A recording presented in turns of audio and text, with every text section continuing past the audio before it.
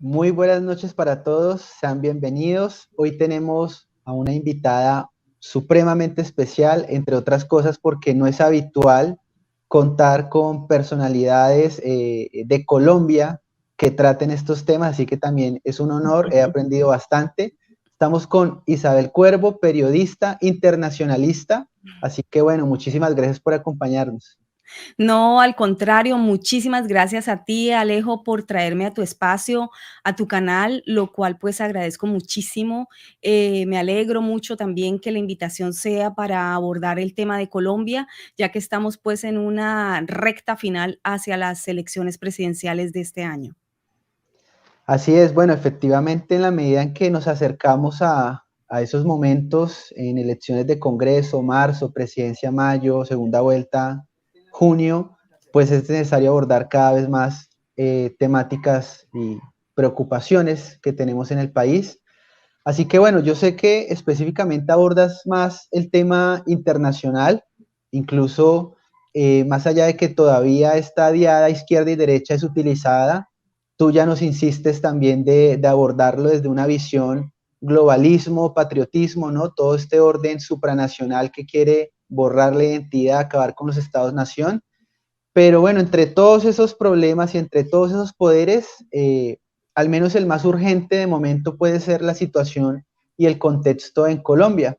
Así que me gustaría iniciar un poco con lo que ha sido la presidencia de un Iván Duque, que no ha sido un secreto para nadie, que ha debilitado muchísimo al partido de gobierno, al partido Centro Democrático, y un Centro Democrático que llega supremamente débil a esta contienda electoral presidencial y concretamente, bueno, pidiendo ayuda de todo lado, ¿no? Vemos a un Oscar Iván Zuluaga que está rogando que lo metan en esa coalición de la experiencia o equipo por Colombia, y ya algunos del equipo por Colombia dicen no queremos a Zuluaga, no queremos al CD, pero es claro que no podrían llegar ni el CD solo a una segunda vuelta, ni este equipo por Colombia solo a una segunda vuelta. Pero antes de ir abordando todo esto en mayor detalle, quiero destacar esas entrevistas, esa entrevista que le hiciste al presidente Iván Duque hace 3 años, donde, bueno, lo veías como un buen candidato, como un candidato, como un demócrata,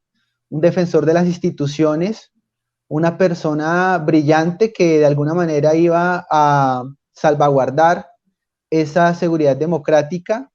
Y bueno, ¿cuál es esa visión con el pasar de estos años que tienes del presidente Iván Duque? Y ya luego iremos abordando otros temas. Sí, bueno, has tocado, Alejo, varios puntos supremamente importantes y sobre los que hay que puntualizar, valga la redundancia, ciertos elementos que, por ejemplo, hace unos 5, 6, 7, 8 años atrás, tal vez no los teníamos muy en la mira o muy claros, muy perfilados como los tenemos hoy después de 2021. Contestando tu pregunta sobre Iván Duque, pues has dicho exactamente el adjetivo perfecto, debilidad. Debilidad es lo que hemos visto en esta pues presidencia de Iván Duque. Como tú bien dices, yo lo entrevisté hace 3 años, 3 años atrás, sí, cuando estaba justamente corriendo su candidatura y bueno, Colombia se veía enfrentada a el precipicio de la izquierda o pues con este personaje nefasto que tenemos en Colombia como izquierda absoluta y radical, que es Gustavo Petro. Y por el otro lado teníamos al contendor del Centro Democrático, partido pues que ya ha hecho sus, digamos, durante todos los años de este siglo, desde 2002, que entra Uribe al poder, pues ha hecho todos los cambios, recambios, reestructuras, vueltas impredecibles también, sobre todo con la entrada de Juan Manuel Santos, con esa venta absoluta del país. Cuando ya se hizo más que evidente el descalabro y hay que decirlo y hay que anotarlo y hay que recordarlo, aunque creo que a ningún colombiano se le olvida, que el traidor de Juan Manuel Santos pues hace parte de ese mismo partido Centro Democrático. Centro Democrático que en algún momento pues se perfiló como un partido fuerte, como su mismo eslogan lo dice, mano firme, corazón grande, que tuvo una presidencia de 8 años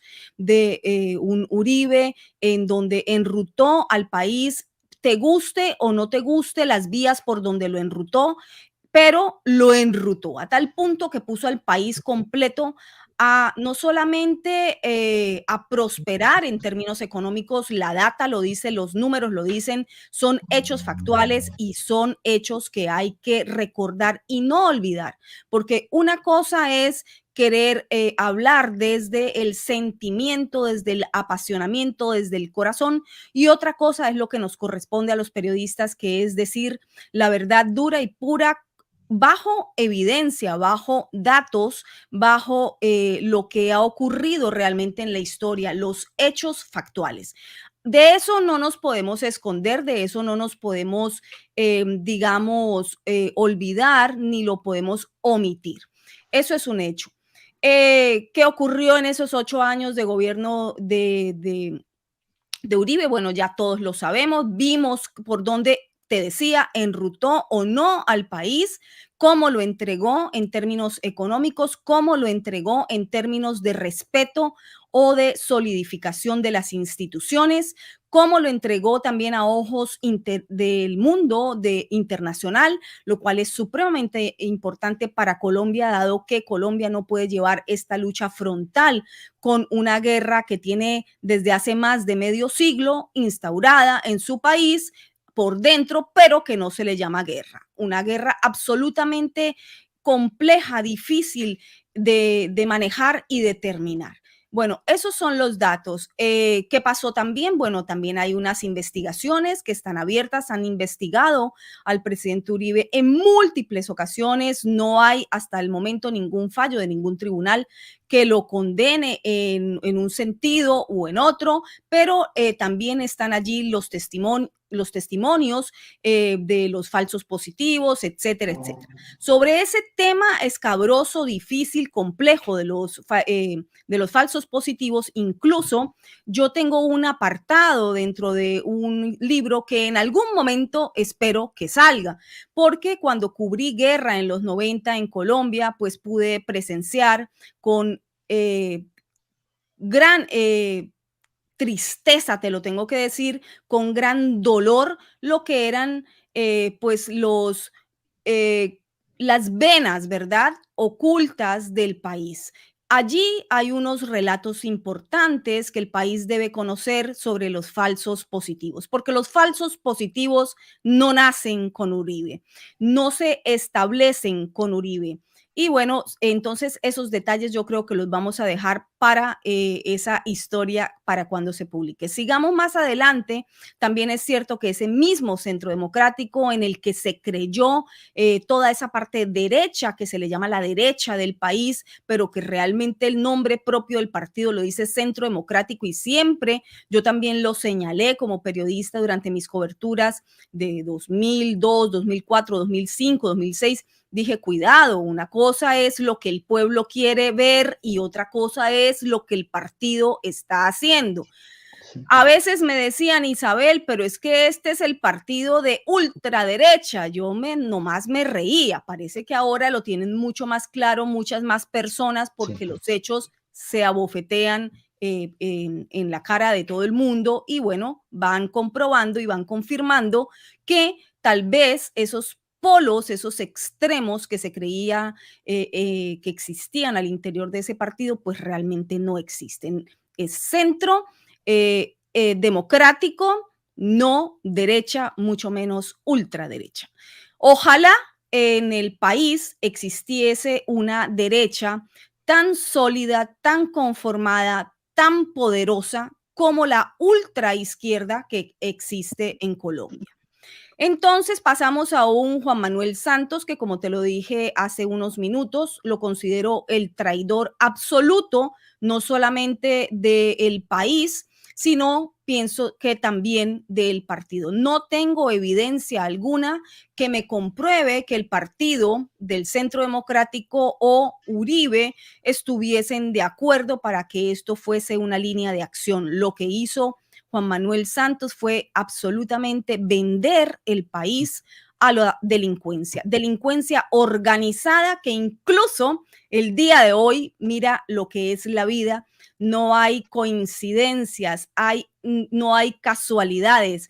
El destino a veces nos sorprende y justo hoy empezamos a ver cómo se revelan esos documentos que han comenzado a salir, que ponen muy en entredicho con acusaciones muy, muy fuertes y muy claras de cómo está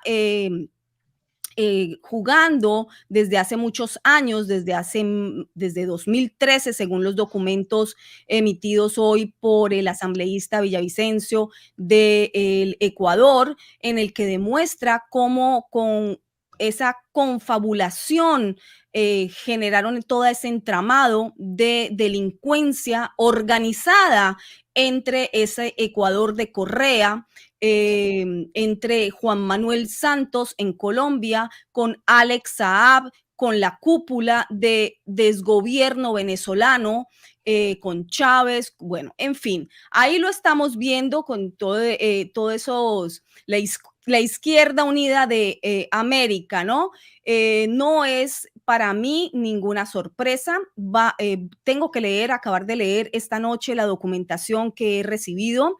La voy a leer con lupa, por supuesto, porque no solamente son los nombres que te acabo de dar, sino obviamente Piedad Córdoba, o es un papel, juega un papel predominante en esta organización delincuencial relacionada con Alex Saab, a quien dijo que no conocía, siempre insistió que no conocía, pero la documentación que saca hoy el asambleísta Villavicencio de Ecuador, pues la desmiente, con incluso comprobaciones, documentos de comprobaciones de vuelo en donde iba Piedad Córdoba con su hijo. Volaba en una aeronave estadounidense con piloto venezolano, que incluso ahora en 2020 fue detenida esa misma aeronave aquí en los Estados Unidos, vinculada a un tráfico de droga intenso. Tráfico de armas. Entonces, bueno, ahí vamos viendo cómo se van conectando todas estas líneas sucias de personas que pertenecen al poder en Colombia. Es grave, claro, es gravísimo, Alejo. Estamos viendo, pues como te decía, a lo largo de la historia, cómo van comprobando denuncias que yo he hecho desde hace muchísimos años. Más de 10 años llevo diciendo lo que he encontrado en mis indagaciones como periodista de investigación. Parecía muy insólito cuando todo el mundo quería hacer sonar el laúd de la paz y de la fraternidad. Yo decía, cuidado, esto no es paz, esto no es el fin de la guerra. Conozco la guerra por dentro, conozco sus actores, conozco las FARC, me tocó cubrir mucha FARC, mucha masacre, mucho ELN, el EPL también he advertido, no hay ojos suficientes puestos sobre el EPL, no se ha acabado, son estructuras delincuenciales, cubrí narcotráfico también, cubrí paramilitarismo, sé cómo son los monstruos por dentro y lo que hacen con nuestro país. Entonces hay que tener los ojos muy abiertos, no se puede seguir pensando que los tiempos actuales son entre izquierda y derecha, y mucho menos cuando la derecha no es derecha. Como tú lo has dicho, los tiempos son en este momento de pensar en términos de globalismo. ¿Por qué? Pues porque nada de lo que ocurra en Colombia o nada de lo que ocurra en ninguno de los países de Latinoamérica, de Europa, de Asia, de cualquier lugar del globo terráqueo está desconectado. Son tiempos en que hay que mirar los movimientos políticos al interior de cada país conectados profundamente con las líneas de poder mundial.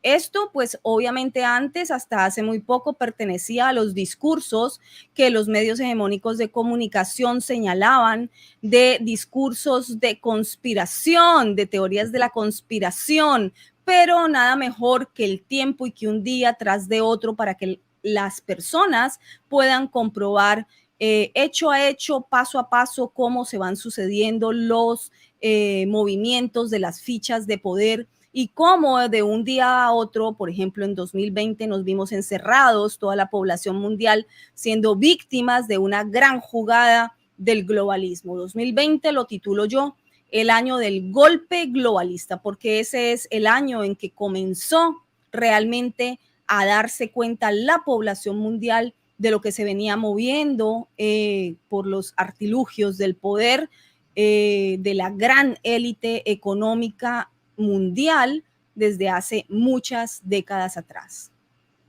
Así es, bueno, antes que nada agradecerle a aquellos que han aportado con el super chat, Centro Envíos, y también por acá vemos a María Acevedo, muchas gracias por ese super chat, te mandamos un abrazo. Y claro, tú comienzas de alguna manera a excavar en todo este proceso y terminas viendo que hay un poder detrás, hay un poder detrás, hay un poder detrás, y en última instancia no están estos filantrocapitalistas, estos poderes supranacionales, o todo esto que llamamos la agenda globalista, que es abierta, que es pública, que igual en tu canal de YouTube de más de 50,000 seguidores compartes abiertamente noticias del Foro Económico Mundial, hablando de la catástrofe ambientalista, hablando de la supuesta catástrofe actual con el tema que estamos padeciendo, en fin. Y cómo todo esto finalmente quiere llegar a una sociedad donde van a tener el control total y las personas sin arraigo, sin identidad, y si es posible de paso, y los dejan a los pocos sin propiedad, ¿no? Un ser humano Claro. que va a ser muy fácil de manipular y de controlar.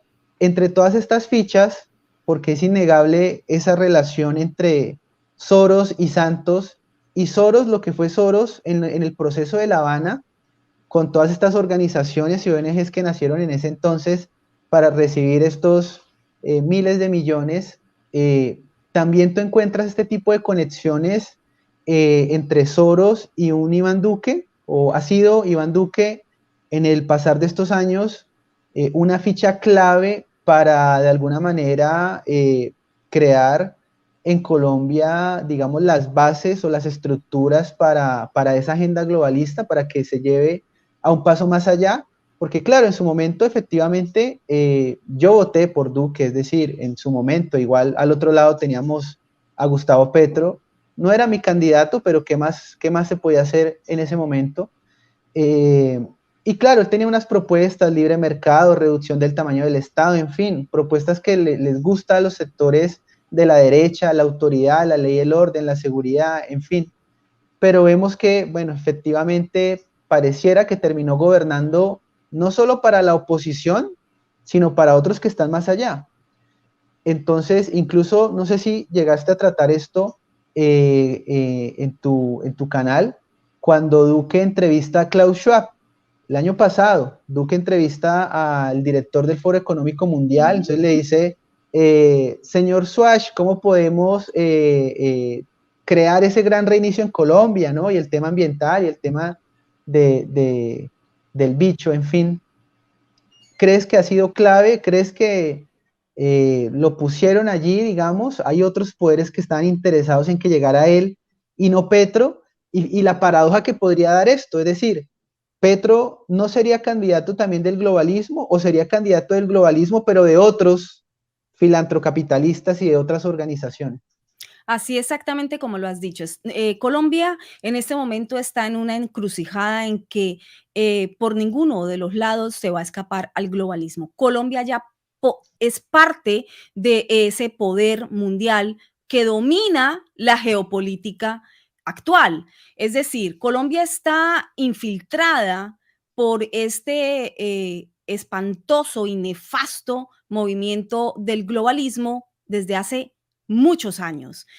La llegada de uno u otro no marca una gran diferencia porque todos son manipulables, todos se ofrecen gustosos a servir a estas líneas de poder.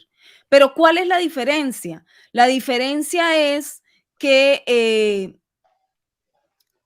hay quienes bueno, una cosa es la estructura globalista que se infiltra y se mete para organizar o, mejor dicho, desorganizar, desestructurar, mover las bases de un país.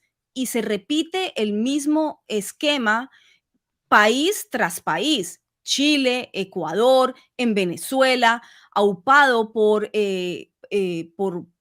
sobre todo por la línea de izquierda. Por eso es que el mundo político no se divide ya en izquierda y derecha, en eso coincidimos, estamos de acuerdo desde este punto de vista, pero de todas formas siempre hay que hablar de ellas, porque algunos partidos o algunas tendencias ideológicas son más cercanas o tal vez más corruptibles o en su naturaleza, en su médula, son ya de por sí corruptas per se.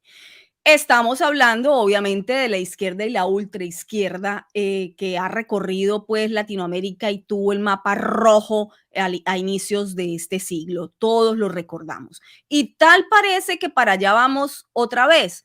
¿Por qué? Bueno, como lo decía Leah Fowler, una de mis fuentes ex agente del FBI en los Estados Unidos, que lo dice en cámara en ese afamado reportaje sobre George Soros y su incidencia en Latinoamérica que yo realizara en 2018 cuando trabajaba para USAGM y pues en el Buró de Latinoamérica en Radio y Televisión Martí.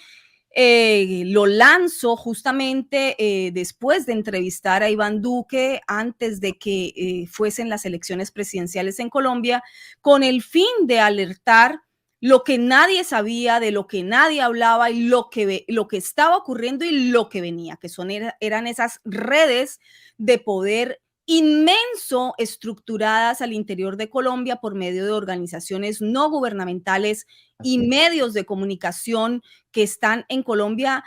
En el momento en que lo reporté en 2018 eran decenas, ahora ya superamos más, ya vamos sumando por centenas las organizaciones y los medios controlados por George Soros, con los dineros de Soros.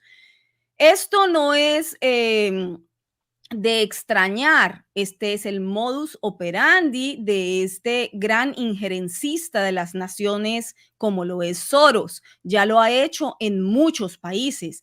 Entra, desestabiliza, controla y se apodera de las instituciones, divide los pueblos, usualmente en dos, si se pueden atomizar esas naciones en más, en muchos grupos, todos contra todos, muchísimo mejor. Un pueblo desestabilizado es un pueblo manejable. Sí. Y retorno a la cita de Leah Fowler. ¿Por qué la izquierda es más fácil de manejar desde el punto de vista globalista? Bueno, porque hacer negocios con un dictador es mucho más fácil que hacerlo con un sistema con división de poderes, con un sistema que tiene instituciones, con un sistema que se supone que está jugando a la democracia y no a la dictadura. Entonces, bueno, eso es mucho más maleable, más manejable, más negociable, más rápido el proceso. ¿Cuál es el fin? Bueno, el fin del Estado-Nación, tú lo dijiste al inicio de esta charla, el fin del Estado-Nación es un fin culmen del globalismo. ¿Por qué? Bueno, pues porque lo que se busca es una gobernanza global. ¿Cuáles lineamientos o posicionamientos ideológicos están más cercanos a la fachada que vende el globalismo por medio de estas ONGs o estos medios de comunicación que siempre apoyan fines muy nobles, fines muy bondadosos, fines extremadamente altruistas? Bueno, pues porque eso obviamente va a atraer más gente, va a atraer más gente a las filas para que luchen por esos fines nobles que tú y yo y todos queremos. Todos queremos que no haya segregación racial, todos queremos que no haya supremacía machista, todos queremos que no haya abuso de las minorías, de los indígenas, todos queremos que, bueno, que se respete la libertad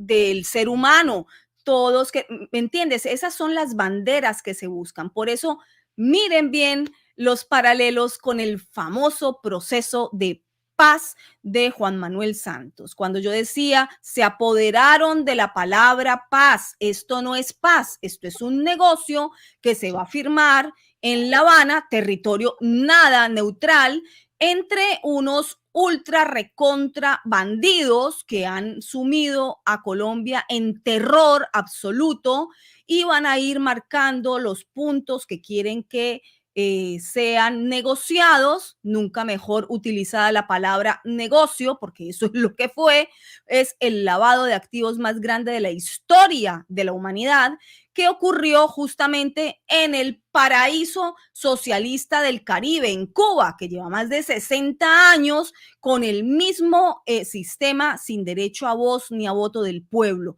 con un país referente justamente de lo que son dictaduras, de lo que es una tiranía. Bueno, allí se le ocurrió a Santos encerrarse a negociar los lavados de activos con las FARC. No solamente lavados de activos, sino posicionamiento en el mundo político. Lo advertí, lo dije. Entonces, en ese entonces el discurso era: quien no esté de acuerdo con la paz y palomita en pecho, entonces es un guerrerista. Y así se van apoderando de los conceptos, de las ideas, de las palabras, que no es otra cosa más que obviamente los métodos marxistas de la cultura de la cancelación, de la apropiación de ideas, de la apropiación de los conceptos, y van llevando y van arreando mucho pueblo hasta que, por supuesto, entre más adeptos, mayoría, elecciones y ganan. La elección pasada, cuando Iván Duque, el pueblo estaba como muy feliz, yo estaba aterrorizada porque dije, ¿cómo pueden aplaudir una elección en que, bueno, ganó tu candidato? Ese era el que querías.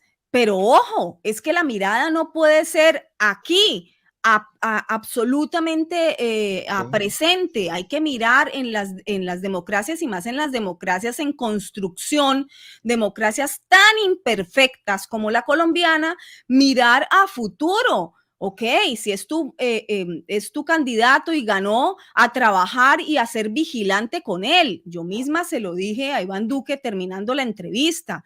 Le dije, muchísimas gracias por concederme la entrevista, pero a partir de este momento voy a estar más que vigilante del proceso. Y eso es lo que he hecho, no solamente como colombiana, sino como periodista, porque a Colombia hay que vigilarlo y vigilarlo de cerca. Entonces, ¿qué es lo que venía? Yo dije, viene un peligro absoluto con Petro, que se va a engordar aún más ese partido, se va a ganar muchísimo más adeptos, va a ganar muchísimo más poder, porque tenemos que estar conscientes de que es un partido con muchísima venta internacional, con muchísima ayuda de la opinión pública internacional, porque es que la izquierda fascina, la ultraizquierda fascina en Europa. En el Parlamento Europeo esto es se paladean con lo que es la ultraizquierda, pero hay de que a ellos les toque vivirla, ¿no? Ellos no saben cómo es Latinoamérica, no tienen idea de lo que se vive al interior de los países latinoamericanos, en donde, si bien es cierto, hemos tenido dictaduras de derecha, no podemos negar que las dictaduras de izquierda también se viven. Tenemos un vecino que es un excelente ejemplo de lo que es una tiranía absoluta en el poder, como Venezuela.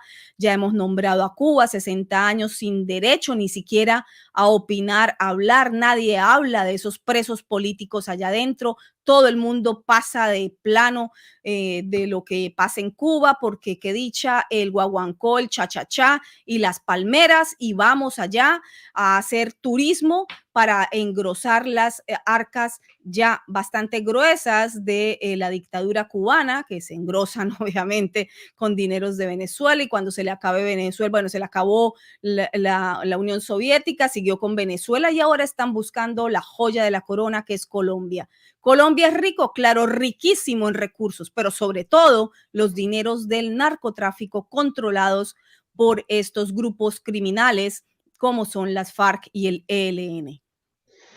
Bueno, has tocado el tema Soros, y antes de que comiencen, si ya no lo han hecho, ¿no? De tildarnos de teóricos de la conspiración, ultraderechistas y cosas por el estilo, la realidad es que esta información es pública, ha sido denunciada también por Judicial Watch, también, y es que no hay que hacer mucho esfuerzo, o sea, solo entras a la página de Open Society y encuentras la sección de donaciones y ahí está, pones el nombre de la organización que quieras y probablemente te aparezca. O sea, tú lo haces al azar, tú dices, estos son de izquierda, pones el nombre y ahí están. Y entras y han recibido $15,000, $25,000 o $100,000, que es la cifra con la que, por ejemplo, se financia con estas donaciones la Puya, el Espectador. Vemos también que Soros ha sido prácticamente fundador de La Silla Vacía, porque este supuesto periódico, ¿no? Se funda con esos recursos que él envía. Incluso en las circunstancias que vimos en Colombia en este año, en lo que fue ese intento de toma guerrillera financiada por el narcotráfico en las protestas que vivimos a inicio de año, eh, jugó un papel muy importante una organización de nombre Temblores. Sí, yo la denuncié, yo fui la persona que en mi canal de YouTube, están todos invitados a pasar por ahí, lleva mi mismo nombre, Isabel Cuervo, pueden navegarlo y ver tal vez mucha información que les pueda interesar. Tengo bastante información sobre Colombia, yo fui la persona que denunció a Temblores ONG, que descubrí las conexiones que tenía, no solamente por el financiamiento de Soros, de la Open Society Foundations, de Soros, sino su incidencia en las Así es. revueltas y manifestaciones violentas, no todas pacíficas, que ocurrían en Colombia en ese momento. Luego, incluso de lo ocurrido aquí en los Estados Unidos con el caso de George Floyd, bueno, ocurre un paralelismo bastante asombroso, miedoso, tenebroso, diría yo, que, bueno, yo lo reflejé en una de mis cápsulas informativas, esos paralelos entre George Floyd y entre el caso del señor Ordóñez, si mi memoria no me falla, en Colombia, cuando tiene este altercado con la policía y también muere, pierde la vida en ese altercado, al igual que Floyd aquí en Minnesota.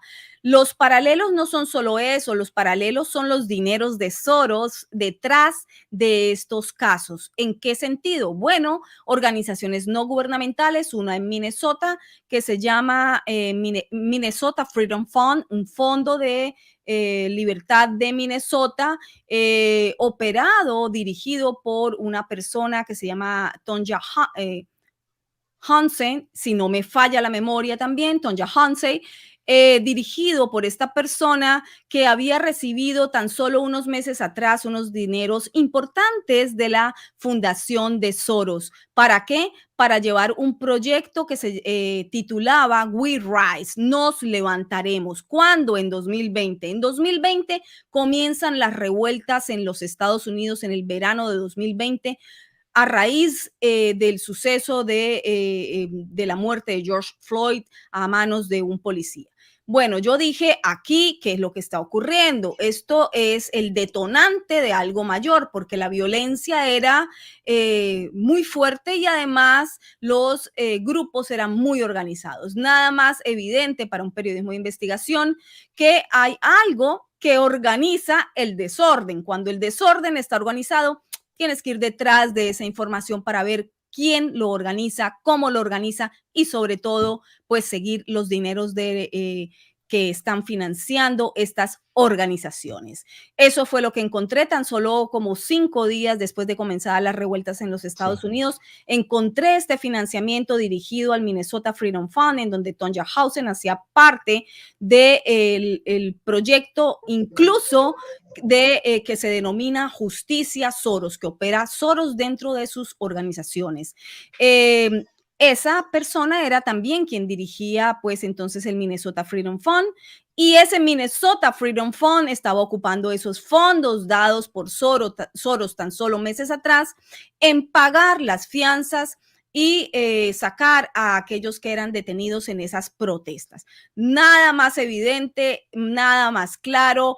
Documentación, data, documentos oficiales, todo mostrado en pantalla. Ahí está en mi canal, pasen si desean verlo. Pero meses después empiezan en Colombia las protestas debido también por este detonante de el caso Ordóñez. Bueno, muchos paralelos, porque también era una confrontación con un policía. El policía también lo conocía antes, era del barrio, habían tenido altercados anteriormente, igual que George Floyd, y después también encuentro una organización que está aupando ese tipo de manifestaciones nada pacíficas, que está insistiendo, organizando, llevando a cabo información no solamente sobre los hechos, sino organizativa a través presencial y a través de las redes sociales.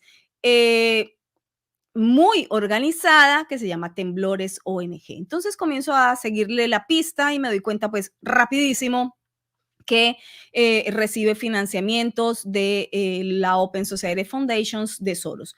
Demasiados paralelos para lo que son las desestabilizaciones en segundos de una ciudad, luego de un departamento, luego del país completo.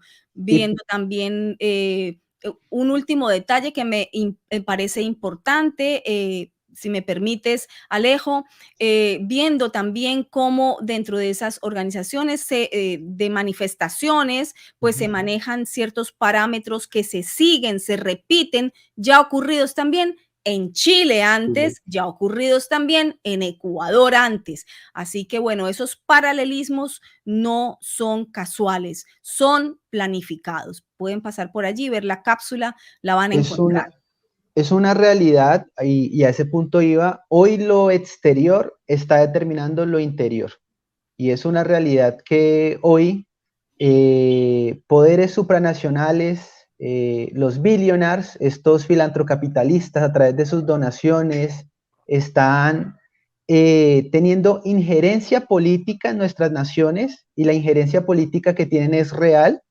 Yo recuerdo de la ONG Temblores, precisamente el supuesto gran documento que publicaron, ¿no? Y que estuvo replicando toda la izquierda, La Oreja Roja, Cuestión Pública, bueno, todos estos medios, Colombia Check, La Silla Vacía, Colombia Check también ha sido financiado por Soros, claro, ya con una particularidad con estos que llevamos, y ellos publicaron el estudio titulado Bolillo, Dios y Patria. La persona que busque ese estudio, ¿no? Ese supuesto estudio, Bolillo, Dios y Patria, allí encuentran de una vez el logo y quién lo financió. O sea, esto es información pública, abierta, veraz. Es solo hay que, o sea, es un poquito de esfuerzo. Esto está allí, digamos. Pero mínimo, mínimo, es que es evidente, está ahí. Lo que pasa es que, claro, prefieren, sigue, Alejo. Dale, no, pero, o sea, prefieren tildarte de conspiranoico, de cualquier cosa rara, cuando la información es pública, está en las propias redes de estas personas. Y claro, uno habla de Soros, pero hay muchos más. Hay otras organizaciones, ¿no? La Rockefeller, bueno, hay otra serie de ellas, pero Soros es quizá la figura que está más a la vista pública, ¿no? Pueden haber otros poderes que uno ni se entera. Así es, bueno, has nombrado varias cosas que quisiera ahí puntualizar. Sí, Soros es definitivamente la ficha que es pública, es la cara ahora.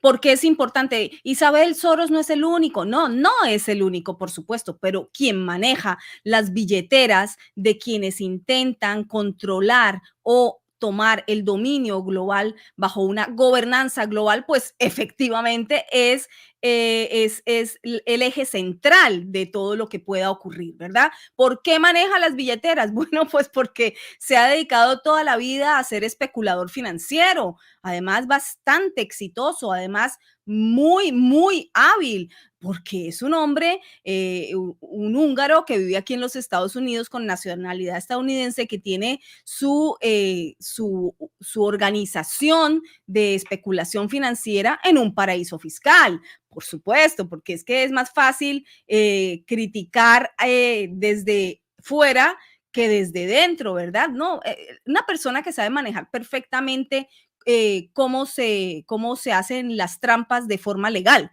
Ese es un Soros. Bueno, por eso es que tiene esta connotación tan importante George Y, Soros. Y perdóname que quisiera no dejar pasar algo importantísimo que dijiste, porque esto no solamente importó o importa, sino que va a seguir sucediendo. Por ejemplo, el objetivo culmen de Temblores ONG, lo así dije es, desde el momento en que hice la denuncia, va dirigido a tumbar todo lo que es el orden público, es así es. decir, a desestructurar, a deslegitimizar policía, SMAT, etcétera, etcétera, etcétera. Si hay casos puntuales de abuso de autoridad, que se manejen según la ley, porque es lo que tiene que ocurrir. Nadie está avalando un abuso de autoridad, pero tampoco se puede decir desmonten el SMAT, desmonten la policía, desmonten todo lo que sea fuerza pública, ejército, policía, SMAT, etcétera.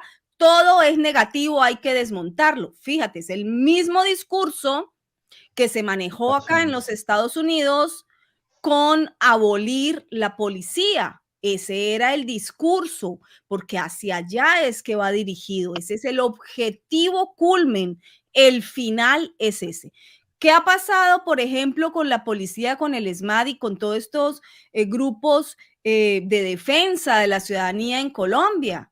Bueno, hay una desmoralización y un desprestigio espantoso. Repito y puntualizo, si hay casos de abuso de autoridad, hay que procesarlos según la ley, como indica. Para eso somos una democracia imperfecta, terrible, en construcción, llena de defectos. Sí, pero democracia es democracia. Es que la otra opción es dictadura. La otra opción es caos y anarquismo. La otra opción es pérdida total de las libertades individuales. La otra opción es pérdida total del derecho soberano a la propiedad, a la libertad y a la prosperidad. Entonces, ¿con cuál te quedas? ¿Nos vamos para un caos absoluto o nos redirigimos de plano hacia estos cánticos de la izquierda, de la ultraizquierda, que son más que populistas, más que evidentes? Yo no sé todavía cómo a alguien le puede caber en la cabeza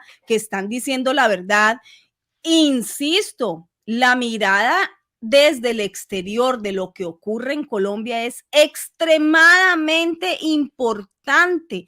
No se puede dejar de lado ni se puede minimizar lo que el exterior vea de Colombia. Es extremadamente importante para lo que va a ocurrir en Colombia.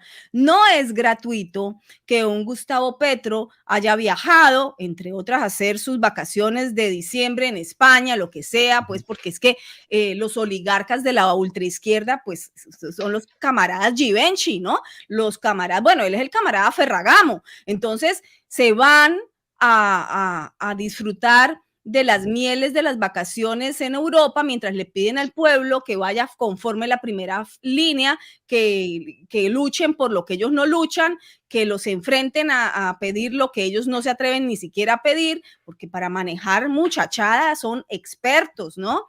Y bueno, se van para allá y hacen un lanzamiento de campaña política presidencial en España.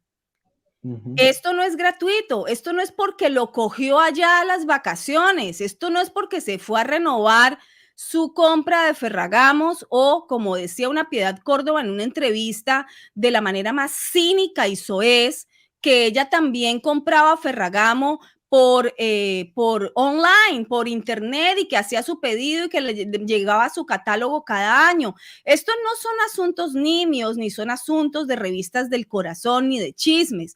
Estos son asuntos que hay que señalar porque indican la catadura moral de este tipo de personas, que es lo más grave, lo más preocupante, y es hacia dónde la gente debería estar mirando para que de una vez se les quite la venda, no solamente el bozal que nos obligan hoy a portar, es que hay que quitarse bozal, venda, todo, los tapaoídos, todo, hay que estar muy aguzado porque entender los movimientos políticos no es fácil hoy en día. Te quiero transmitir una pregunta en esa línea, y es que una de las funciones del presidente de la República es precisamente tener vigilancia e inspección a todas esas ONGs. La misma Silla Vacía, que es una de estas organizaciones fundada por Soros, que ha recibido dinero de Soros, que lo tenía en su página y lo quitó hace más o menos año y medio, ya no aparece Soros en la página de ellos. Esta misma organización en un artículo decía, en Colombia no se sabe cuántas ONGs hay, ni de dónde reciben los dineros, o sea, no se sabe absolutamente nada, no hay control de esto, y esto es una especie de paraestado, o sea, tú tienes ahí una ideología, una tendencia política, una presión, lo señalaste muy bien con temblores, acabar el SMAT, desmontar la fuerza pública, dejarnos a la merced de estos intentos de revoluciones moleculares, tal y como se planteaba con estos teóricos posmodernos de izquierda, Guattari, Deleuze. Entonces, entre otras cosas, también sumamos de justicia, UPRIMI, o sea, todas estas ONGs realmente es el poder que está detrás del poder visible, ¿no? O sea, parece que ellos son los que mandan, presionan, hacen litigio estratégico. O sea, mi pregunta va en esta línea y es, ¿cómo enfrentar todo esto, entre otras cosas?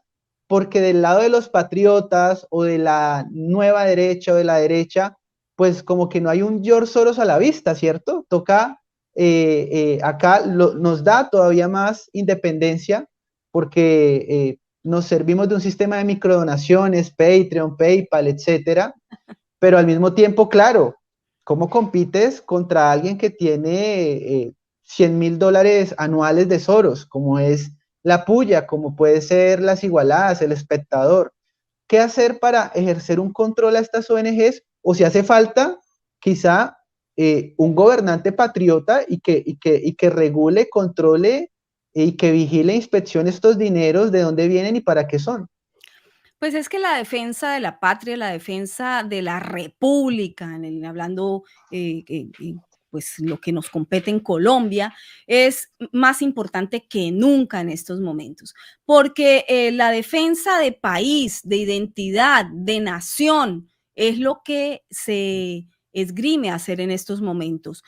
Tú has nombrado una cantidad de organizaciones que yo denuncié en ese reportaje de 2018 y te digo, ahora se suman muchas más. En ese entonces, pues no tenían la mira a temblores, así que nombré a todas las que tú acabas de nombrar, pero en este momento hay muchas más. Sí, todas reciben dineros de Soros, pero el problema es que, pues, quien paga manda. ¿Qué línea de información quieren? Bueno, esta línea también de Sí. tendencia ultraizquierda, por lo que ya expliqué anteriormente, en torno a que el que suba la izquierda al poder, pues es más fácil manejarla, es más fácil negociar directamente con estos títeres de ultraizquierda que juran que tendrán algún tipo de dominio en el país, pero que efectivamente no lo tendrán porque los designios que se calculen desde los generadores del poder global, pues eso es lo que va a ocurrir. ¿Qué podemos hacer? Porque la pregunta se impone, ¿no? ¿Qué podemos hacer? No, estamos perdidos, nos fregaron, mire lo que está pasando. Efectivamente que nos han fregado, porque es que nadie se esperaba el atentado ocurrido desde 2020, la población global encerrada, atemorizada, muerta de susto, muerta escuchando toda clase de información desinformativa que te sumía cada vez más en mayor pánico y mayor desinformación. ¿Eso ha cesado? No, eso sigue. Lo que pasa es que hay personas que con un mínimo de coherencia han parado, han hecho un alto en el camino y dicen, un momento, aquí esto no me cuadra, aquí no me coincide, no me dan los números, y se han puesto a pensar que tiene que haber otro tipo de explicaciones, tal vez que más coherentes, ¿no? Más explicativas para las preguntas que les surgen de lo que están viviendo. Entonces, buscan la información. Esa información ha sido vilipendiada, como en mi caso, que en 2018 no solamente pues censuraron, borraron, me acusaron de antisemita por haber revelado estos pasos de Soros en Latinoamérica, porque en Europa lo conocen muy bien, en Asia lo conocen muy bien. Pasen por ahí por el canal los que quieran ver ese reportaje censurado, anulado, borrado por el medio de comunicación para el que yo trabajaba, pero que obviamente está en todas mis redes sociales, porque yo no me voy a autocensurar, y no han podido comprobar ni una sola línea de la investigación que sea falsa. Por lo tanto, es verdadera, porque yo la evidencia sí la tengo, los documentos los tengo, las entrevistas las tengo. El reportaje es sobre todo, después de dibujar y pintar a este Soros para que lo conocieran en Latinoamérica, explicar quién era, bueno, decir cuáles eran sus pasos en Latinoamérica, qué estaba haciendo, con gran énfasis en Colombia, Venezuela y Cuba, ese triángulo que es muy importante para lo que vaya a ocurrir en términos geopolíticos mundiales. La gente dice, Isabel, pero ¿qué tiene que ver Cuba, Venezuela, Colombia? Bueno, ya lo están viendo, la incidencia mundial de lo que se decida en este triángulo de poder dictatorial, que para allá va Colombia, si el pueblo no se une, no se espabila y no se pone las botas y sale a la calle a cuidar su sistema democrático, a cuidar sus elecciones, a cuidar sus instituciones y a cuidar un sistema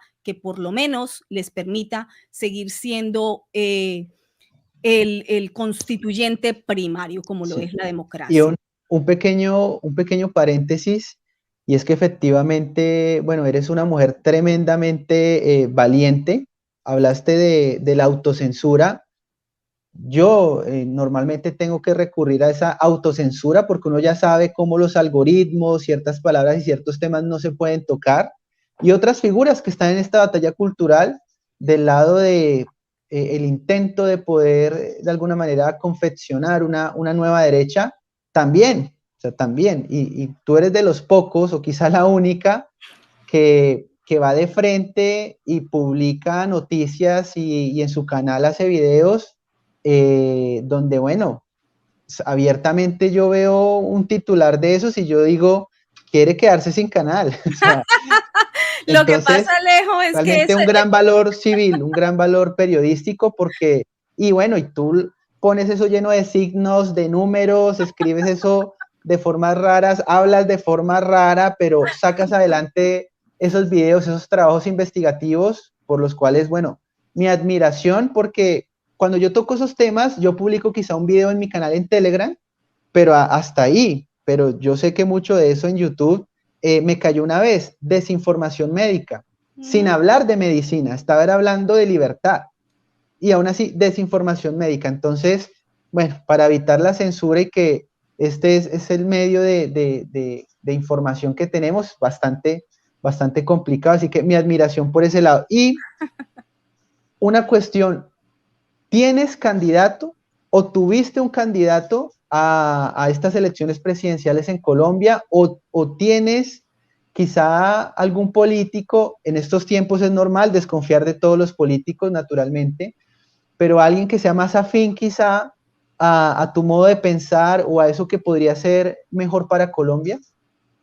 Pues mira, en el momento hasta hoy no tengo candidato y tengo que decirlo, pero si lo tuviera, durante todos los años que he ejercido el periodismo, que son ya bastantes, nunca revelo quién es mi candidato en ninguna elección y siempre hago parte del juego democrático. Siempre ejerzo mi derecho al voto, tanto en Colombia como ahora aquí en Estados Unidos. ¿Por qué?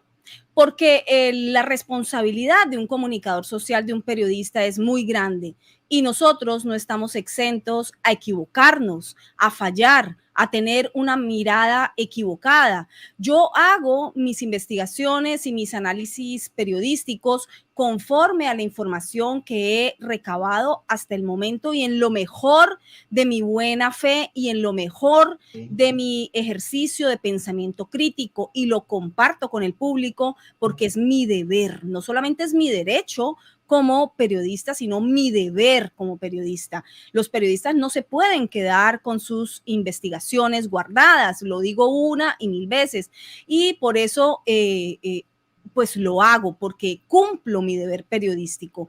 Pero es muy diferente cuando tú dices mi candidato es tal, porque los periodistas que revelan públicamente cuál es su candidato, lo que están jugando es a ser relacionistas públicos de ese candidato, acarreando una cantidad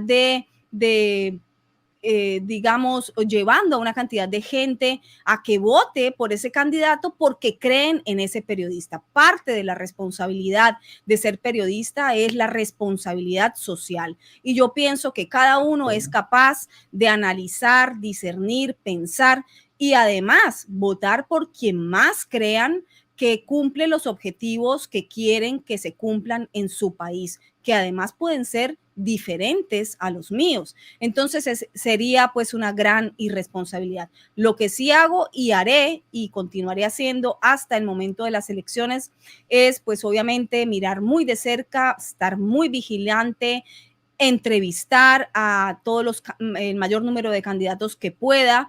Ya voy a comenzar a pautar entrevistas con ellos, veremos quién acepta, quién no. Ya no estoy en un gran medio de comunicación como siempre lo estuve, en medios enormes, hegemónicos de comunicación, pero estoy extremadamente feliz por la independencia y la libertad. Porque lo que decías, Alejo, y te agradezco muchísimo tus palabras, pero perder un canal de YouTube es lo de menos. Imagínate, yo fui procesada, a mí me sometieron a investigación federal en 2018 por haber realizado este reportaje investigativo de George Soros. Estamos en una pelea legal que todavía no ha terminado y no va a terminar porque voy a seguir hasta el último recurso al que tenga derecho, porque ellos tienen que demostrar lo que dijeron, que yo había hecho un reportaje antisemita, modus operandi famosísimo de George Soros y todos sus secuaces para descalificar, silenciar y poder hacer que las personas que informan sobre sus andanzas criminales, sin ninguna duda, pues se echen para atrás muertas de miedo y eviten que se conozca lo que está haciendo un George Soros y sus secuaces. No lo hice, no voy a retirar mi reportaje, nadie va a poder confirmar que hay una sola línea no veraz, porque es imposible, tengo toda la evidencia, por lo tanto no lo van a poder hacer. Es antisemita, ¿por qué? Por hablar sencillamente de George Soros, que se esconde bajo la cuna judía que nació, pero que ni siquiera practica el judaísmo. Por favor, tengo decenas de amigos, de cercanos, de rabinos conocidos que no tienen ningún afecto por este personaje e incluso han dirigido cartas de apoyo al Departamento de Estado, que fue quien me procesó y me sometió a investigación federal por el sacro crimen de hablar de este personaje George Soros, el intocable. Pero no, en el periodismo no puede haber nadie intocable. Quien merece ser investigado será investigado y todo será revelado, porque lo que encontramos en las indagaciones hay que revelarlo. Así que te podrás imaginar, miedo, lo último que puede haber es eso, porque eso nos coarta la capacidad de reacción y de decisión.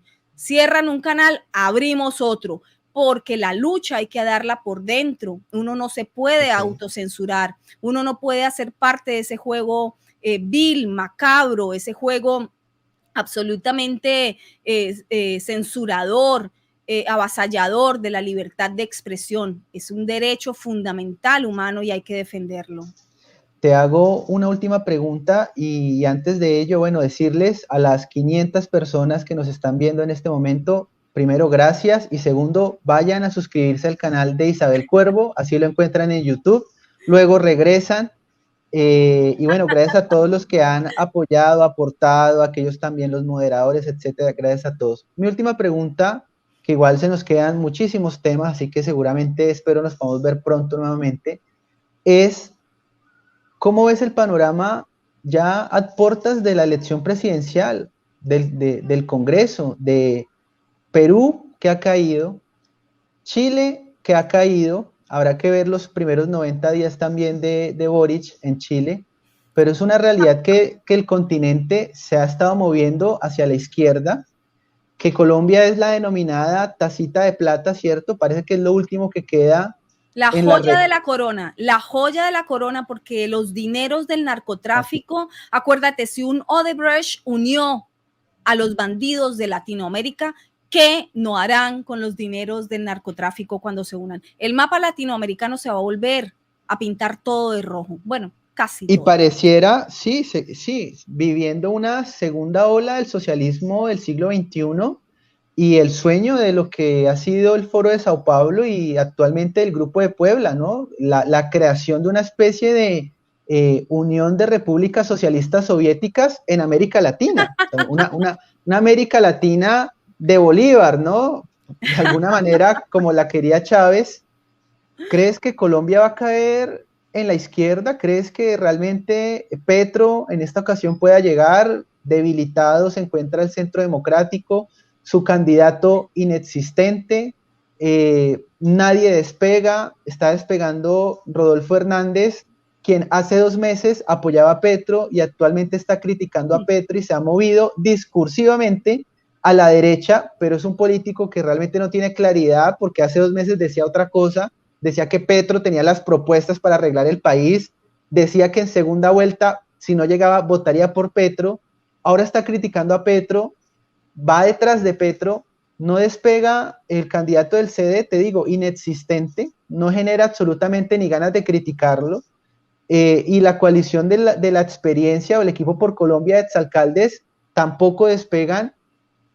¿Va a llegar la izquierda a Colombia, la dictadura a Colombia? ¿Cómo ves esta situación? ¿Cómo ves el panorama del país? Bueno, pues es que lo que pasa es que si le hacía falta, que no le hacía falta ninguna ayuda para llegar al poder, parece que ahora el Centro Democrático le abrió la puerta, le tendió el camino, le puso la alfombra roja y además no le puso ni contendor, porque es que ¿cómo es posible que el principal partido de oposición a esa ultraizquierda le tiende la mesa? Es que todo está tendido. Es grave, muy grave el panorama, muy, muy peligroso, muy crítico, porque cuando dejan a los pueblos sin opción, entonces terminan votando o no votando, lo cual también conviene que el pueblo no vote, porque no solamente no vota por ningún partido, sino que es que no vota ni siquiera por el sistema.